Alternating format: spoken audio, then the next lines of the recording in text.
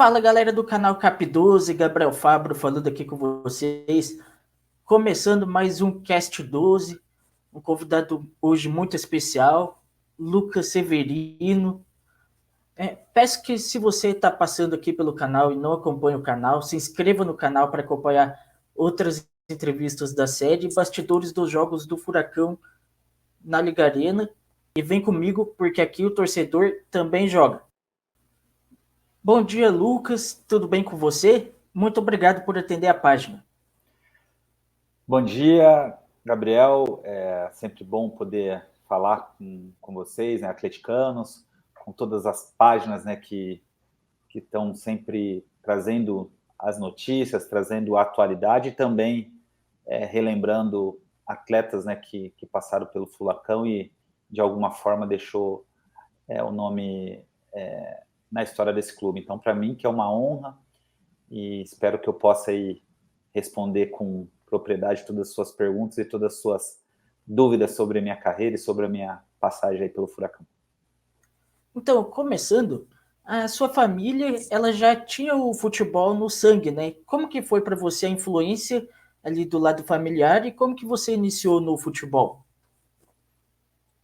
Bom, meu pai sempre foi um atleta, assim, ele acabou não sendo atleta profissional de futebol, mas sempre teve um futebol, né, no sangue, sempre foi aqui na nossa região, né, de Ribeirão Preto, uma pessoa muito requisitada para jogar principalmente os campeonatos amadores, e aqui como tem muitas usinas, né, ao nosso redor, meu pai sempre foi uma pessoa que foi requisitada, tanto é que ele fez aí o nome jogando futebol, lógico, trabalhando nas usinas, mas jogando futebol.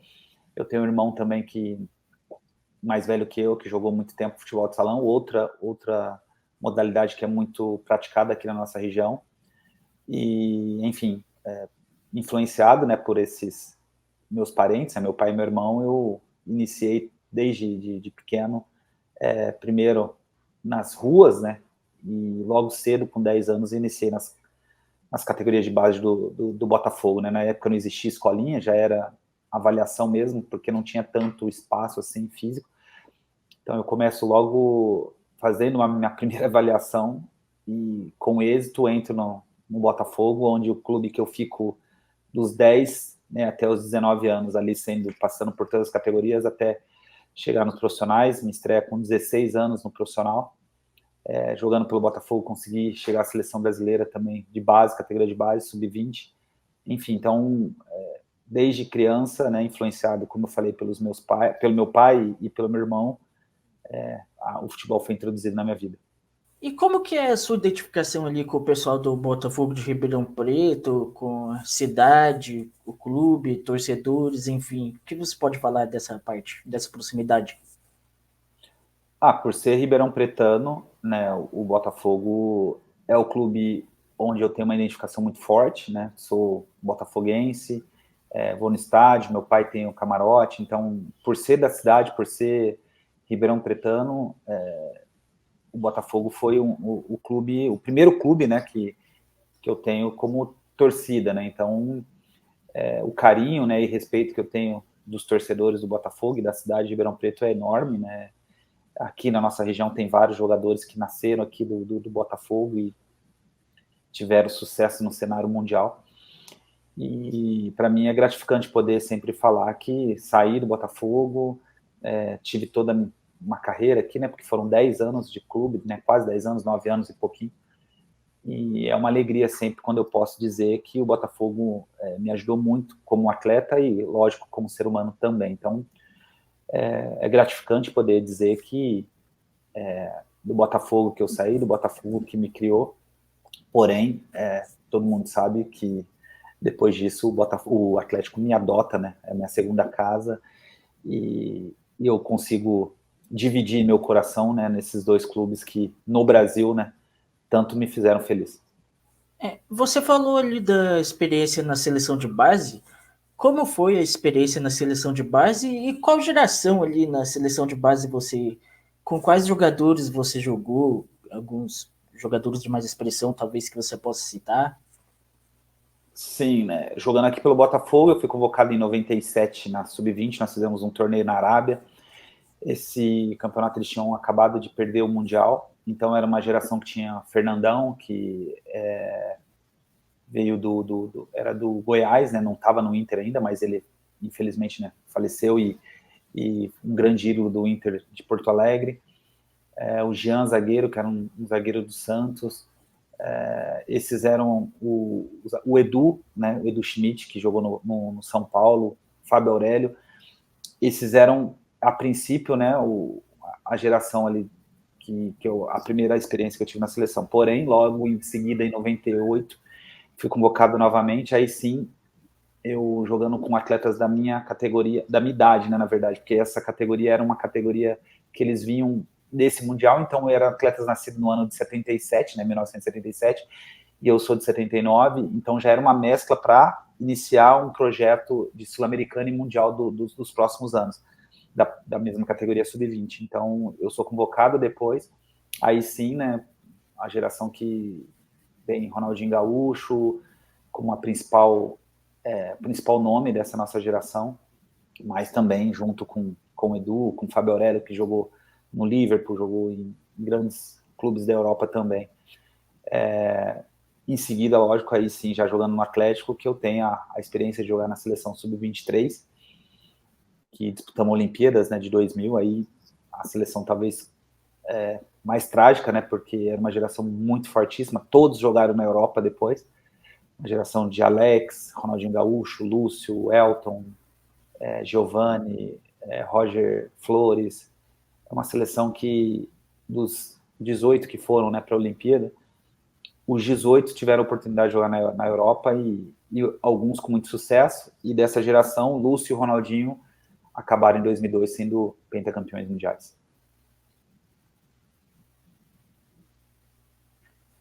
Você falou dessa geração que jogou fora do Brasil, você também jogou fora do Brasil, né? Em qual ou quais times você jogou fora do Brasil, e como que é a diferença, ou como era na época a diferença do futebol de fora do Brasil para o Brasil? E como foi a sua adaptação? A gente, como atleta profissional de futebol, tem sempre esse sonho, né, de jogar na Europa. Era um sonho, eu acho que de quase 100% de todo atleta que chega num nível profissional. E meu não era diferente. O Atlético me proporcionou isso. Eu, depois principalmente do ano de 99 e 2000, que foram 2 anos mágicos para mim aí dentro do Atlético, né? Muitas coisas aconteceram.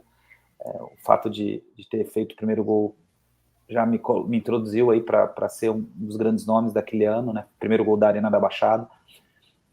Posteriormente, a gente ganhar a seletiva, que nos deu a oportunidade de jogar a primeira Libertadores em 2000, a Libertadores onde a gente fez muito sucesso, e me contemplou a ser um dos principais nomes do Brasil naquela época, onde eu consigo uma venda que ficou muito tempo, né, entre uma das maiores do Brasil, na época a segunda maior, e já fazem mais de 24 anos, e ainda eu acho que ela é entre as 20 maiores do Brasil.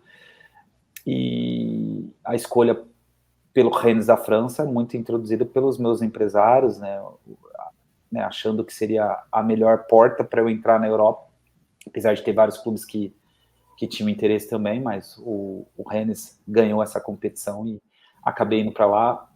Foram 2 anos e 3 temporadas, de uma adaptação muito difícil no início, de muita diferença, principalmente da parte futebolística, parte cultura e alimentação. Isso eu não tive nenhum problema, porque a França é um dos principais países, né, de culinária, então a minha adaptação com mais dificuldade foi dentro de campo, e não consegui ter o mesmo sucesso que eu tive no futebol brasileiro. Com isso, eu e meus empresários decidimos nos aventurar no mundo asiático. O Japão era um país onde tinha, né, um crescimento, tinham parado de investir tanto só na parte de dinheiro, e sim querendo melhorar o aspecto técnico. Isso que me empolgou para ir para o Japão. Todo mundo às vezes, né, fala, poxa, você deixou de tentar na Europa para ir para um mundo totalmente tecnicamente inferior, mas era um desafio muito grande de poder ajudar também um país a ter esse crescimento técnico. e eu sei que consegui, juntamente com vários outros brasileiros e outros estrangeiros, nesses 10 anos que eu fiquei depois, né? Então, um total de 13 temporadas fora do país. Joguei 18 anos profissionalmente, e desses 18 anos, 13 foram fora do país, e totalmente diferente do futebol brasileiro. A paixão dos torcedores totalmente diferente. O brasileiro realmente é muito apaixonado, e eu tive a sorte, né, de jogar em clubes no Brasil onde a torcida é fantástica, né? O Atlético como principal, né, onde eu consegui ter meu nome gravado na história, não só por esse gol que eu falo sempre da inauguração da Arena da Baixada, mas outros gols que ficaram marcados na história, né, do clube. Então, uma diferença grandiosa, eu acho que muito mais pela essa paixão dos brasileiros pelo futebol. E como que foi a sua chegada no Atlético e a sua adaptação com a cidade, com o clube? Boa pergunta. Eu tive uma dificuldade até maior do que na Europa, né? Porque depois que eu vou da Europa, eu já estou acostumado com o frio de Curitiba. Ribeirão Preto, você deve saber, Gabriel, que é uma cidade até apelidada de Califórnia brasileira, pelo forte calor que tem aqui. E eu cheguei final de abril, né? Quase maio ali, iniciando o outono ali, né? Quase no inverno. E passei muita dificuldade para me adaptar ao frio, à chuva, né? Curitiba chove muito. E essa foi uma das minhas principais dificuldades. Porém, eu tive muito apoio, tive muitas pessoas que me ajudaram, principalmente fora de campo. Paulo Miranda está para lançar o livro dele, e ele me convidou para falar algumas passagens nossas, né? E ele é um desses nomes, né, que me ajudaram muito nessa adaptação. E, consequentemente, depois que você está bem fora de campo, as coisas dentro de campo tendem a ser mais fáceis de se adaptar, e foi o que aconteceu. 98 não foi um ano tão fácil, não só para mim, mas como todo o clube, né, que era um momento de transição do Atlético, né, jogando só no Pinheirão, ou na Vila Capanema, ou na Vila Olímpica, e a gente, naquela expectativa de ir logo para a Arena da Baixada, né, voltar a casa. Foi um ano de muitas dificuldades, graças a Deus, né, não teve nenhum tipo de medo de rebaixamento, mas com muitas dificuldades de não poder trazer grandes nomes, né, porque os recursos estavam sendo todos colocados no estádio novo. Mas, tirando esse momento, né, de transição, o ano foi bom para eu poder realmente me acostumar e me adaptar o mais rápido possível. E depois disso, como eu falei, 99 e 2000 foram anos mágicos. Eu não tenho nada para falar assim de um momento ruim. É óbvio que o primeiro semestre de 99, antes da Arena da Baixada, a gente tem várias derrotas pesadas, né? Que é perder a Suminas, perder. Na época não era Suminas, na época ainda era só a Copa Sul. Perder o Paranaense, perder a Copa do Brasil. Né? A Copa do Brasil a gente perde em casa pro Botafogo nas quartas e finais, e a gente ganhando o jogo até 38 minutos, de 2-0, a gente perde nos pênaltis. Então, assim, teve algumas derrotas que marcaram, né? Mas após isso, né? Após a inauguração da nova arena, só foi momentos felizes. E não digo só individualmente, com o time também, o time fazendo grandes apresentações. E depois disso, foi só momentos de muita felicidade que eu passei no Atlético. Falando dos jogos, que você até comentou agora um pouco do primeiro gol que você fez na Arena da Baixada, quais foram os 3 principais jogos que você disputou pelo Atlético e os 3 principais gols que você elencaria?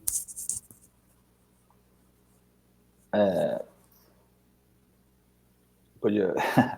Bom, os 3 principais gols com certeza vão ser, consequentemente, os 3 principais jogos, né? Eu coloco esse gol, né, da Arena da Baixada como na inauguração, né, da Arena da Baixada, o principal gol, porque é um gol que todo mundo sempre lembra, inclusive tem lá a placa, né, que foi recolocada em 2018, eu recoloquei ela depois da nova reforma que teve para a Copa do Mundo, né, e esse gol é um gol que realmente é um gol que ficou marcado para mim e para a história do Atlético.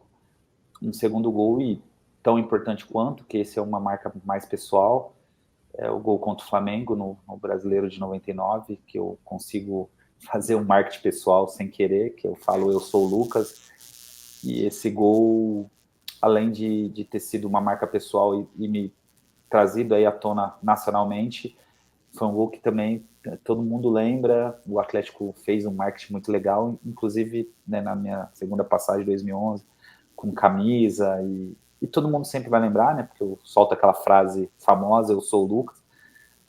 E aí, terceiro, são 3 gols, né, que é os gols que levaram o Atlético para a primeira Libertadores, na final da seletiva contra o Cruzeiro, né, fazer 3 gols numa final é algo que fica muito marcado. Então eu elencaria esses 3. É óbvio que tem outros jogos que ficaram muito marcados, inclusive um, só para eu fazer uma menção, que tem uma placa, né, que é o gol contra o Paraná, que eu também fiz 3 gols na semifinal do Paranaense de 2000, onde o Kelly dá um passe de letra e eu faço o gol de voleio de primeira. Esse gol também tem uma placa, muito mais pela jogada do Kelly, mais pela minha conclusão, mas só para fazer uma menção, para, no meu ver, esses 3 gols que eu falei aí, né, contra o Cerro Porteño na inauguração, contra o Flamengo em 99 e contra o Cruzeiro na final da seletiva, além de ter sido os gols mais importantes, também foram os 3 jogos que ficaram mais marcados na minha memória. Esse seu primeiro gol na Arena da Baixada, eu já conversei com o Luizinho Neto, que foi quem deu assistência. E eu já perguntei a visão dele sobre aquela semana e sobre aquele jogo. Agora eu quero saber a sua visão sobre aquele jogo especificamente. O que você pode dizer sobre a sua experiência com aquele momento? Era um momento mágico para a torcida do Atlético, né? Voltar para casa era o desejo de todos, era todo mundo numa expectativa muito grande, todo mundo muito feliz, né, com o retorno para a Arena da Baixada. E nós, jogadores, estávamos muito empolgados, era uma empolgação enorme, todo mundo louco para fazer o primeiro gol. Eu acredito que se saísse um pênalti, ia ser a maior briga do mundo para quem fosse bater, porque tinham várias pessoas que gostariam de fazer esse primeiro gol. Então era uma empolgação enorme. Nós fizemos um treino antes do jogo contra o Cerro Porteño lá, então nós conhecemos para ver como é que estava o estádio, e era algo, Gabriel, que eu te falo, surreal. A atmosfera, mesmo sem os torcedores, já era de outro mundo, e quando nós chegamos, né, no jogo contra o Cerro Porteño, e a gente via no olhar, né, assim, porque é muito próximo, no meu caso era a primeira vez que eu jogava no estádio tão próximo aos torcedores, então você sentia a energia, você sentia a emoção, você sentia o carinho, você sentia, né, a alegria de cada torcedor que estava ali, e nos inspirou muito, nos empolgou muito. E aí o fato de eu ter feito o gol, com certeza Deus me presenteou, porque todos ali eu acho que mereciam, né, fazer o gol, e aí Deus escolhe um, e eu sou o privilegiado de poder dizer, né, que sou o autor do primeiro gol da Arena da Baixada, uma arena moderna que inclusive inspirou outras arenas que vieram após essa. Então foi um momento mágico do clube, dos torcedores e de todos nós, jogadores.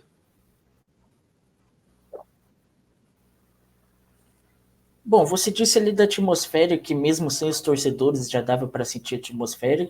E pegando esse gancho, como que é com a torcida? Que tem muita gente, tanto ex-jogadores, jornalistas, enfim, pessoas que falam que a Arena da Baixada tem uma energia diferente. Como que é essa energia? Jogar na Arena da Baixada com a torcida, jogos decisivos, enfim. Eu só tenho o lado bom, né? Porque o que a gente escuta, né? Eu vi o Léo Moura falando, eu vi vários outros que realmente é assustador, mas principalmente para o adversário. Para o jogador é só coisas positivas. Como eu falei, né? apesar de ter jogado em outros clubes no Brasil, eu não tive esse desprazer, né? Porque seria um desprazer jogar contra o Atlético. Acho que seria uma coisa muito, muito estranha para mim jogar, principalmente dentro da Arena da Baixada, em um lugar onde eu fiz muitos gols, um lugar onde fiz o primeiro gol. Mas eu sei que todos que jogam aí, principalmente contra, né, os jogadores que vêm contra, sentem essa pressão da torcida. É uma torcida que, apesar de cobrar muito, é uma cobrança que é no intuito de fazer o time jogar para frente, de fazer o time agredir o adversário. Então, como eu falei, no meu ponto de vista, para o atleta que está no Atlético é só algo positivo. Principalmente se você demonstrar que você está com vontade, que você está com muita raça, e mesmo se estiver mal tecnicamente, que pode acontecer, né? Nós, como seres humanos, a gente pode estar num dia não tão feliz tecnicamente, mas já aconteceu isso comigo, de eu não estar num dia tão feliz, mas eu demonstrar essa vontade, demonstrar essa raça, e a torcida perceber isso e apoiar de uma maneira que eu nunca vi na minha vida. Bom, eu vejo que você já, sempre que possível, sempre que você é convidado para participar de alguma entrevista, falando especificamente agora de páginas que falam do Atlético, eu vi que você já deu entrevista para Threads, para o pessoal lá do Mil Grau, enfim, eu vejo que você sempre trata com carinho essas páginas, em todas as entrevistas, e eu vejo que a galera gosta bastante de você, os torcedores, os comentários são sempre positivos. O que você pode falar dessa identificação com o torcedor? Tem uma proximidade legal? Tenho. E é recíproco, né? Esse carinho e respeito que eles têm por mim é o que eu tenho por vocês, no caso, né? Você também. E eu não. Na verdade, o fato de eu estar longe, né? São 800 quilômetros. Eu fico lisonjeado quando, né, recebo o convite e eu não faço diferença de página ou de site ou de instrumento de comunicação, né? Seja o maior, ou seja o menor, ou seja o que está iniciando. Eu tento tratar todos da mesma forma, sendo a mesma pessoa que eu sou. E eu acho que é isso que as pessoas percebem, que eu não me envolvo, né, principalmente nas polêmicas que são naturais de ter no clube. E isso acho que faz eu ter esse respeito e esse acesso livre com todos os veículos, né? Então, eu não me envolvo, principalmente quando se trata de política do clube, quando assuntos mais polêmicos, eu sempre fico de fora e sempre procuro, quando eu tenho qualquer tipo de entrevista, falar do que eu vivi no clube, do que foi bom, do que... óbvio, tem momentos de dificuldade, como eu já te passei alguns aqui, mas eu acho que é por isso que vocês, né, sempre têm esse carinho por mim, e a gente consegue ter sempre um papo leve, sempre ter um momento aí de poder falar da minha carreira, falar de Atlético, e por isso que eu atendo da melhor forma possível e sou sempre muito bem recebido. Tem duas resenhas que eu queria que você compartilhasse da época que você jogou aqui no Atlético. Uma é de uma vez que você saiu de carro com o Cocito e uma comemoração com os torcedores do Atlético. O que você sentiu da energia nesse dia? E foi nesse dia que você falou, nossa, essa torcida é diferenciada, ou você já pensava isso e teve mais certeza? E a outra é do Eu Sou o Lucas. O que você pode dizer dos bastidores e de como que foi aquele momento do gol? Bom, esse do Cocito é muito bom, muito engraçado. Eu já fiz, inclusive, pro próprio clube, né? A gente fez uma reportagem sobre isso, jogos históricos. E engraçado que eu não participei do jogo, né?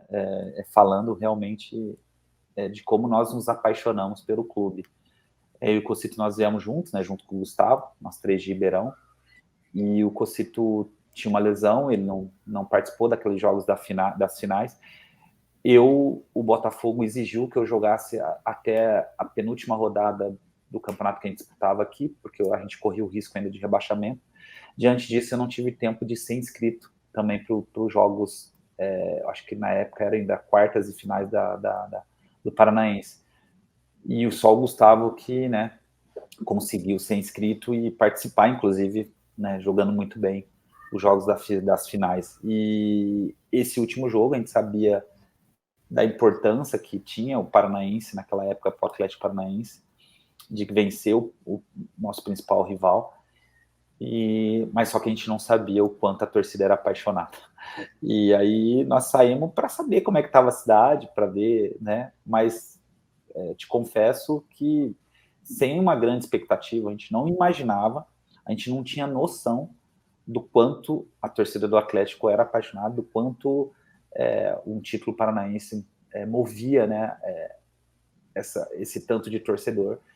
E nós saímos, né, de carro para encontrar, para saber onde estava, e na hora que a gente depara com a cidade praticamente parada, a gente se embrenha no meio dos torcedores e comemora como se fôssemos torcedores. Só que ninguém sabia que um dia, né, que nós dois já éramos jogadores do Atlético, a gente já tinha contrato, já treinava junto com o time, mas ninguém imaginava que um dia, e eu não sei se algum torcedor, né, sabe dessa história, porque a gente se abraçou, comemorou como se fosse torcedor, e era bom se alguém tivesse uma foto, né, desse dia aí, porque eu e o Cocito nós comemoramos como se fossem torcedores, e logo após aí a gente entraria na história, o Cocito como o deus da raça, um cara que ganhou todos os títulos possíveis pelo Atlético, e eu, lógico, também com uma participação bem bacana na história do clube. Então, fomos um dia de torcedor, e é o que eu falo, seria gostoso se um dia alguém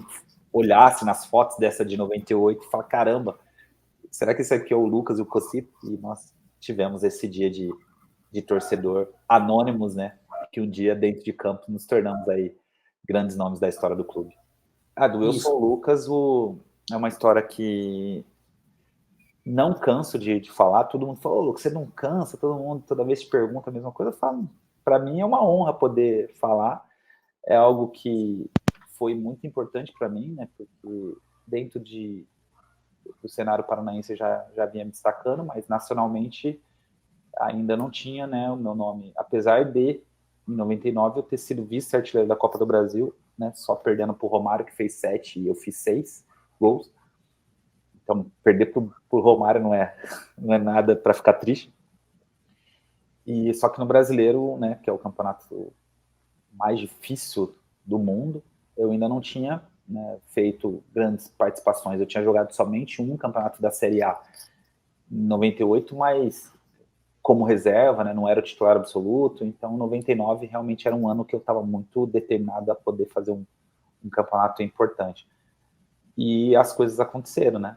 Eu consegui iniciar bem o ano, né, principalmente naquele jogo contra o Santos já. Lá no contra o Grêmio também joguei bem. E o terceiro jogo contra o Flamengo na Arena da Baixada, um jogo que todo mundo muito empolgado, sabia, né, que era um clube muito forte, com Romário e companhia limitada. E durante a semana, acho que eles foram, né, porque como existia já esse nome, né, do Atlético, e principalmente jogando em casa, o Atlético muito forte, fizeram uma pergunta para o Klemer, perguntando sobre mim. E isso é fato, né? Se você procurar aí, Gabriel, você vai ver que tem no YouTube a pergunta é a pergunta nítida, né? E aí o Lucas, né, tá preocupado com ele pro jogo de... Aí só não me lembro se era no sábado, acho que era sábado. E o Klemer responde, não sei se é sinceridade, né? Pode ser que sim, mas ele responde, Lucas? Que Lucas? Tá de sacanagem? E aquilo, né, bombou não existia redes sociais, mas no jornal, depois teve uma reportagem também na RPC, e eu coloquei aquilo ali como combustível para eu poder chegar dentro do jogo e fazer o melhor possível, mas sempre pensando no coletivo, tanto é que na hora que sai o pênalti, né, que eu faço a jogada que sai o pênalti, já tinha sido determinado que seria o Kleber que bateria, então nem vou lá para pedir para o Kleber para eu bater. Mas sabe quando você está com tanta confiança, sabe que uma hora a bola vai sobrar, e sobrou.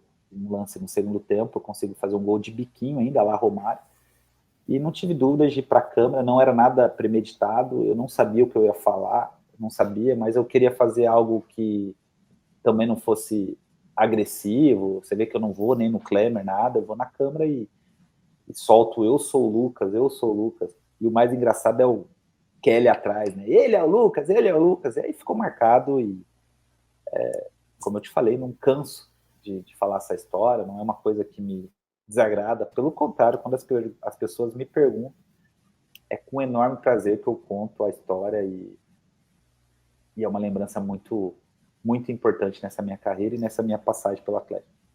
Pegando o gancho aí desse gol do Eu Sou Lucas, que foi contra o Flamengo, e vendo que atualmente, nos últimos anos, o Atlético e o Flamengo têm se enfrentado bastante, você acredita que hoje é uma rivalidade nacional? Já pode ser considerada uma das principais rivalidades nacionais? Ah, sem dúvida. O Atlético e Flamengo se tornaram duas potências, né? Na época, o Flamengo já tinha um nome, né, no cenário nacional, por tudo que já tinha conquistado, já tendo conquistado o Mundial, tendo nomes, né, como Zico, como a sua principal referência. O Atlético, pelo contrário, crescendo, criando uma identidade, se fortalecendo, a cada ano tendo, né, importantes resultados. E hoje em dia, sem sombra de dúvida, é um clássico nacional. Já teve o Atlético ainda levando vantagem, né, em vários mata-matas, o Atlético conseguindo eliminar o Flamengo, e o Flamengo uma potência, né, com recursos assim imensuráveis, né, valores de atletas de salários até fora da realidade do Brasil, e o Atlético com o seu projeto, né, de fazer grandes atletas oriundos de categoria de base ou de atletas que se destacam no cenário nacional em clubes menores, mantendo e brigando de igual para igual com esses clubes. E o Flamengo, lógico, né, se torna aí um dos principais adversários e um dos principais clássicos com o Atlético. Eu não gosto de menosprezar o ambiente regional, né, que seria principalmente o Curitiba e o Paraná, mas hoje o Atlético está em outro patamar e os adversários, sem dúvida nenhuma, os principais clássicos com os clubes fora do ambiente do estado, e o Flamengo, sem dúvida nenhuma, no meu ver, é o clube que a gente tem uma rivalidade maior e talvez o clássico, né, mais interessante quando surge o jogo entre os dois clubes. Bom, no momento que essa entrevista está sendo gravada, o Mastriani chegou no Atlético há pouco tempo e já fez um gol. O que você espera do Mastriani no Atlético em 2024? Eu sou, como eu te falei, eu sou um torcedor e um torcedor apaixonado e faço zero críticas, zero. E principalmente quando são jogadores da mesma posição que a minha. Então, eu já gostava, né, desse atleta. O Mastriani, ele já vinha se destacando no América. É um jogador que tem, né, uma presença diária e no linguajar de futebol cheira gol. Então ele já estrear fazendo gol, participando de outros, né, dando passe para outros gols. Então, enfim, é um atleta que sem dúvida nenhuma vai fazer muita diferença. Porém, eu gosto muito do Pablo, às vezes até defendo ele, né, porque é um jogador que tem uma identificação muito grande com o clube, um dos principais nomes, né, dessa nova geração aí, dos últimos anos, com grandes participações nos títulos, né, que o Atlético teve nos últimos anos. Então, eu acho que o Mastriani vem até para completar, né, algo que tem no clube. Tem, como eu falei, né, muitas pessoas que pensam diferentes, né, que tem esse lado da paixão mais aflorada como eu, mas eu vou mais pro lado da razão, e como eu te falei, eu sou aquele torcedor, zero críticas, né, sempre pensando positivo, e eu acredito que o Mastriani chegue para completar, mas eu acredito que o Pablo também possa nos ajudar muito ainda nesse ano, e um ano importante, né, um ano centenário.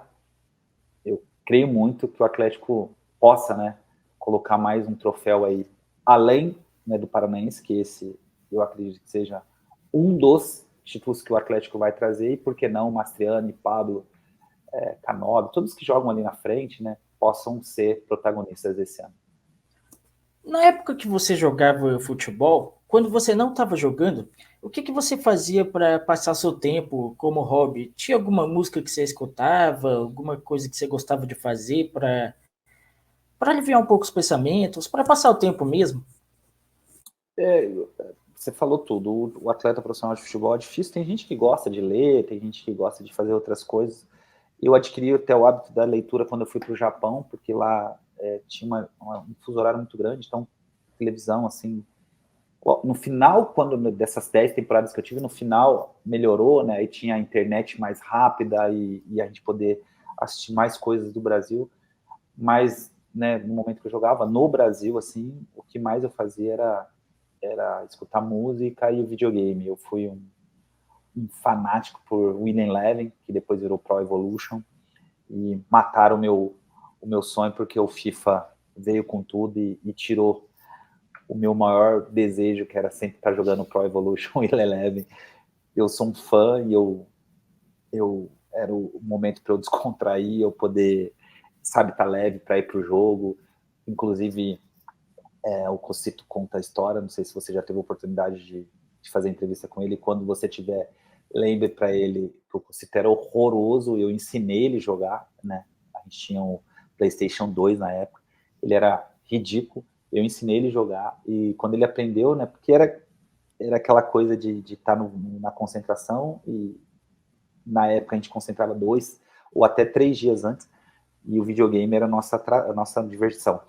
E o Cocito, antes daquele Atletiba fantástico da seletiva, ele já contou essa história várias vezes, e nós jogamos videogame, ele fez um golaço no videogame, coisa que ele nunca conseguia fazer de fora da área, e quando ele faz o gol contra o Coxa, né, a gente estava perdendo o jogo, ele faz o gol de empate, um golaço de fora da área, um dos gols mais bonitos que eu já vi no Atlético. Aí eu saio atrás dele correndo, gol de videogame, gol do videogame. Então, assim, era o hobby que eu tinha, era escutar música e jogar meu videogame. Você falou em música, tem algum cantor, alguma banda preferida que você goste? E alguma resenha que você tenha de talvez ter ido em algum show, alguma coisa assim que você possa compartilhar para a galera? Você viu que eu sou um cara mais tranquilo, né? Apesar de ser, eu sou bem eclético, é loucura, assim. Gosto muito de pagode, né? Não fujo muito disso aí, mas gostava muito de rock, gostava muito de MPB. Eu não tenho um gênero que eu não gosto, assim, eu sou muito do momento ali. Se tá escutando rap, eu escuto também. E se o momento é propício para aquilo, eu faço. E se a gente tá num churrasco onde só tem música baiana, axé, eu escuto também. Então eu não tinha um gênero assim. Antes de jogo, eu gostava muito, mas muito de escutar um pagode, assim, gostava de ir pro fone escutando um pagode. Fui em vários shows, assim, de vários artistas, mas não tem nada que tenha me impactado e marcado para contar uma resenha importante, assim, né, que tenha relevância para o nosso bate-papo. Mesmo porque eu não tenho muita coisa engraçada, assim, né, ainda todo mundo fala que você não vai naquele programa lá do Resenha? Eu falei, pô, mas aí eu tenho que inventar, porque eu não tenho história engraçada e lá é só história engraçada. É a mesma coisa do Vampeta, né? O Vampeta foi um amigo meu que eu joguei com ele no Corinthians e jogamos contra lá na França e fui muitos churrascos dele. E na verdade é um cara que ele vai te ver, vai te olhar, Gabriel, e vai já ter uma história sua. E por si só já vai ser engraçado. Diferente de mim, que eu nunca tive esse poder de poder contar as histórias, e também poucas histórias eu tenho dentro do futebol, principalmente as histórias engraçadas. Eu era um cara mais de boa mesmo, sempre fui um dos mais tranquilos, não que eu não gostasse de uma cervejinha, não que eu não gostasse de uma resenha, mas namorei muito cedo, casei muito cedo, então tô com a mesma esposa há 27 anos, 3 filhos, então as resenhas foram menos, e eu só escutava era o cara de dar risada. Perdigão, por exemplo, ontem ainda conversei com ele, e esse sim é um cara da resenha, que a gente escutou muito, vi muita coisa, a gente fazia os churrascos lá na casa dele, mas ele é o único cara que me colocou um apelido, e é o único cara que me chama pelo apelido. Agrião, tinha uma música do Martim da Vila, e tinha um rapaz que chamava Agrião, que era o que ficava pegando as cervejas pros caras, né? Então, cada intervalo de uma música que tava lá no show do Martim, o cara, ô Agrião, pega mais uma. E como eu era um dos mais novos, o Agrião era eu. Então, o Perdigão, todo momento que ele me vê, ele me chama de Agrião. Então, é uma das únicas resenhas, assim, que os caras, ninguém tem. Fala, pô, porque Agrião, que é apelido, e é o único apelido que eu tenho, porque sempre ficou Lucas, de infância Luquinha, e aqui no Botafogo Lucão, mas são aumentativo e diminutivo, né? Mas apelido mesmo, só o Perdigão que me deu. Bom, para fechar, o seu filho hoje joga no Botafogo também, o time que você começou. Qual que é a importância dele jogar no mesmo time que você jogou? O que que representa para você, para ele? Qual que é o sentimento? É um sentimento de muita honra, né? De poder ele poder iniciar no mesmo clube que eu iniciei, mas ao mesmo tempo uma pressão enorme, uma pressão até às vezes exagerada, né? E ele tem essa consciência, né, de que sempre vai ser mais cobrado, sempre vai ser mais criticado por escolher, né, jogar futebol, a mesma profissão que o pai teve, e eu ter conseguido, né, chegar ao topo, né, que é jogar em seleção brasileira, jogar em clubes grandes, jogar na Europa, e ele sabe das comparações que vão existir, mas sempre preparei ele para ele poder esquecer isso, colocar realmente uma barreira nisso, né, e jogar futebol. Ele está indo muito bem, é um garoto que fez 18 anos agora, a tendência é que ele cresça ainda mais, né, dentro do Botafogo, e às vezes eu brinco, né, por que não ele seguir aí, né, a carreira e poder desfrutar de repente um dia poder jogar também no Atlético. Seria mágico, seria um sonho, lógico, uma comparação de novo, né, uma pressão enorme, mas eu sei que ele tem qualidade, ele vem se destacando, né, vem conseguindo por si só esse espaço, então torcer para que ele consiga aí realizar o sonho dele e chegar o mais longe, por que não até mais do que eu.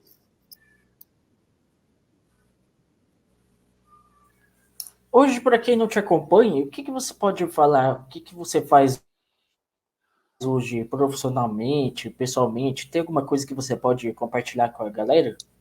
Além de cuidar dos filhos, né, me tornei um pai de família. Hoje eu, né, tenho 3 filhos, então eu e minha esposa, a gente acabou não terceirizando, então a gente não tem babá, não tem motorista, então somos nós que cuidamos muito. Já é uma empresa, né? Você ter 3 filhos, tem que levar em colégio, tem que levar nas atividades extras, então essa é a minha principal atividade. Mas durante esse meu tempo de jogando futebol, me preparei para parar, e o meu principal investimento é em imóveis.